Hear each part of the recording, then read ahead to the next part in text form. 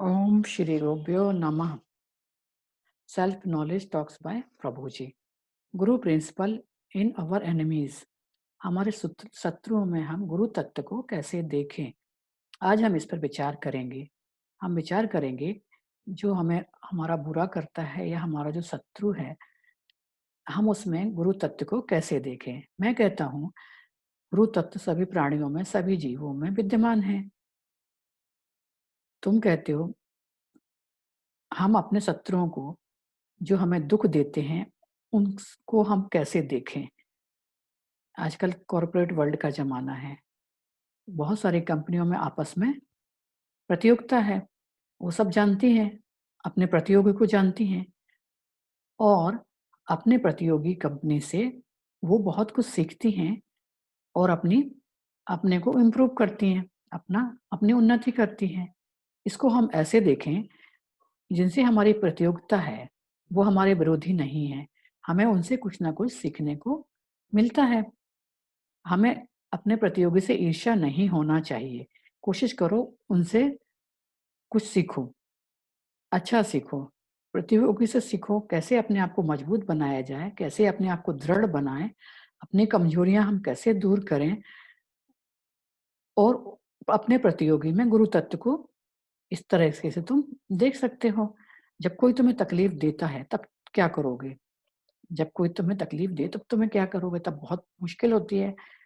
उसे इस दृष्टिकोण से समझना चाहिए। हमारे परिवार के सदस्य हैं, संबंधी हैं, सहयोगी हैं, मित्र हैं, पड़ोसी हैं, ये सब हमारे कार्मिक संबंध, इन सब से हमारे कुछ ना कुछ कार्मिक संबंध हैं। सभी से हमारा कुछ ना कुछ कार्मिक बंधन है। जब हमें कोई तकलीफ देता है, तो हमें समझना चाहिए कि वो कोई व्यक्ति नहीं है, वो एक उपकरण है।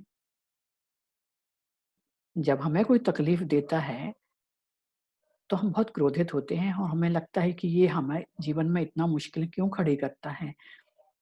हमें ये समझना चाहिए कि वो व्यक्ति हमें तकलीफ नहीं दे रहा है, वो परमात्मा का उपकरण है, जो हमें सहायता करने आया है। हमारे नकारात्मक कर्मों से हम नकारात्मक कर्मों को हम कैसे दूर करें, इस इस तरीके से तुम कैसे निपटोगे? मान लो कोई तुम्हें धोखा दे रहा है, तुम अलर्ट रहना सीखोगे। जो कोई तुम्हारी इच्छा के विरुद्ध कार्य कर रहा है, वो उपकरण है, जो तुम्हारे नकारात्मक कर्मों को तुमसे अलग कर रहा है। कोई ज़रूरत नहीं है बुरा मानने की। बुरी विपरीत परिस्थिति में भी बुरा मानने की कोई ज़रूरत नहीं है। हमें अपना दृष्टिकोण बदलना होगा। हमारे कार्मिक इंप्रेशन हमें कुछ न कुछ सिखाने ही आते हैं। क्या सीखना है तुम्हें? किसी भी विपरीत परिस्थिति, कितनी भी विपरीत परिस्थिति क्यों ना हो, हमें अपना मानसिक संतुलन बनाकर रखना है, शांतिपूर्वक रखना है। कितनी भी विपरीत परिस्थिति क्यों ना हो, हमारे मन में ईर्ष्या नहीं, घृणा नहीं आना चाहिए। हमारे जीवन में कार्मिक इंप्रेशंस आते ही रहते हैं।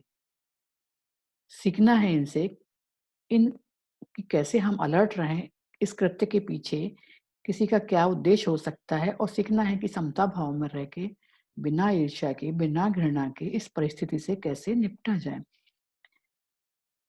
हमें सीखना है कि कैसे गुरु तत्व को सब में देखूं, ताकि ईर्ष्या ना हो, घृणा ना हो और मानसिक संतुलन बना रहे। तुम अपनी परिस्थिति के लिए स्वयं जिम्मेवार हो। हर परिस्थिति तुम्हारे अपने ही कर्मों के कारण तुम्हारे सामने आती है।